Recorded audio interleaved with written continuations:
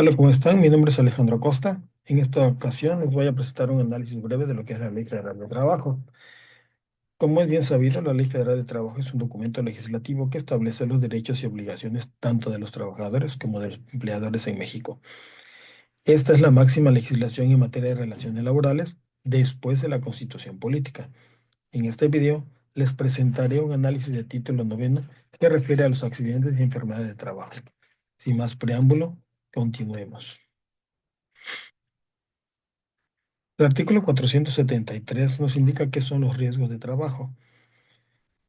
Son accidentes y enfermedades a los que están expuestas las personas trabajadoras en el ejercicio o con motivo de su trabajo. La ley establece la siguiente clasificación: qué es un accidente de trabajo, qué es un accidente de trayecto y las enfermedades de trabajo. ¿Qué es un accidente de trabajo?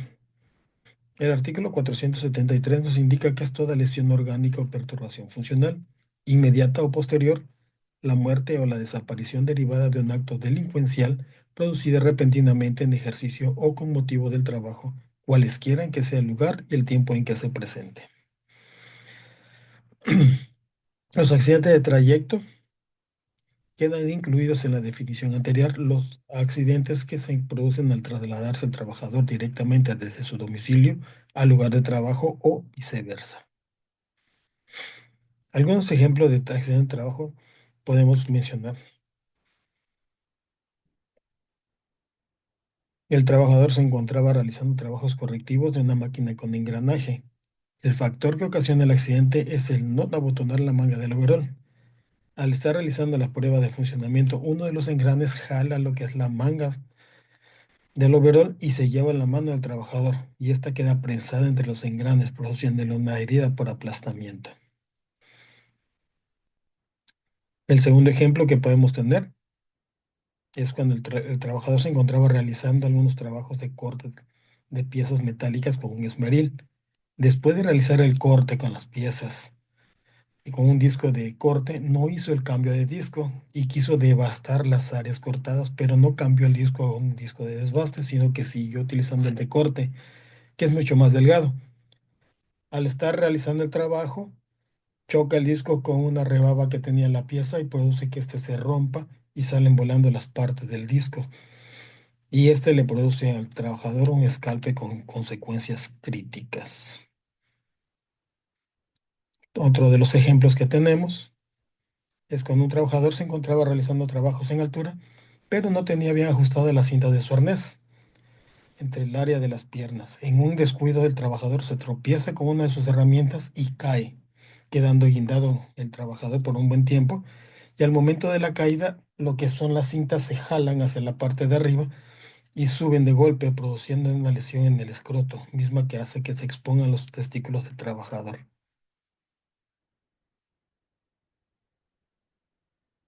Algunos ejemplos de enfermedad de trabajo también podemos ver diversos, ¿no? Porque sabemos que todo tipo de trabajo puede conllevar este tipo de riesgos.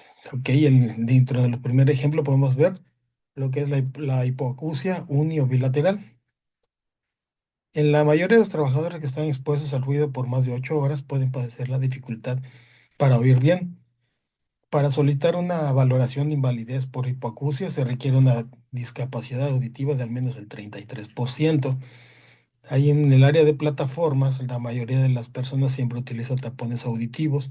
Eso también es una situación porque hay muchos que no tienen la higiene necesaria y no se cambian constantemente los tapones. Y al estar utilizando constantemente el mismo tapón puede producir también algún tipo de hongos o infecciones que se pueden ir acumulando debido al exceso de cerumen en los mismos oídos. Tenemos el ejemplo 2, que es el lumbago. La mayoría de los trabajadores de soldadura o soldadores en ocasiones realizan posturas incómodas para realizar el trabajo y estos pueden presentar dolor en la zona baja de la espalda, que puede ser agudo o no agudo, puede ser leve o intensos y pueden causar rigidez en la espalda. Pueden ser punzante o fastidioso, puede causar hormigueo o ardor, puede causar dolor en las piernas, puede dificultar el pararse derecho, mover la espalda. Y esto porque en ocasiones se mantiene mucho tiempo en una posición forzada y la espalda se mantiene completamente hiperextendida, lo que hace que vaya produciendo estos dolores musculares en primera y después lesiones en lo que es la columna vertebral. El tercer ejemplo que podemos manejar es la astenopia o síndrome de fatiga visual. La mayoría de los trabajadores que pasan mucho tiempo frente a una computadora, a mediano plazo comienzan a padecer este síndrome. Este aparece tras realizar un esfuerzo acomodativo excesivo y continuo, es decir, tras pasar mucho tiempo utilizando la visión próxima o tras realizar muchos cambios de enfoque de lejos a cerca. Normalmente todo tipo de personas como secretarias o personas como los cadistas o personas que se dedican a realizar programas para diversas áreas de la empresa, pues pueden padecer este tipo de enfermedad de trabajo. ¿Cuál es la diferencia entre un accidente de trabajo y una enfermedad de trabajo? La diferencia entre un accidente de trabajo es que este se va a producir de manera repentina y la enfermedad va a ser por una acción repetitiva de cierta actividad. No es lo mismo realizarse un corte o una fisura, una fractura, una caída que no está prevista a una persona que se dedica a realizar a lo mejor algún tipo de actividad, por ejemplo, los que utilizan mucho tiempo el mouse, que pueden producirle el síndrome en el carpiano, que esa posición va siendo repetitivo y eso es lo que va produciendo este tipo de patologías. ¿Cuáles son los criterios de exclusión de los riesgos de trabajo? El artículo 488 nos indica que el patrón queda exceptuado de las obligaciones que determina el artículo anterior en los casos y con las modalidades siguientes. Si el accidente ocurre encontrándose el trabajador en estado de embriaguez.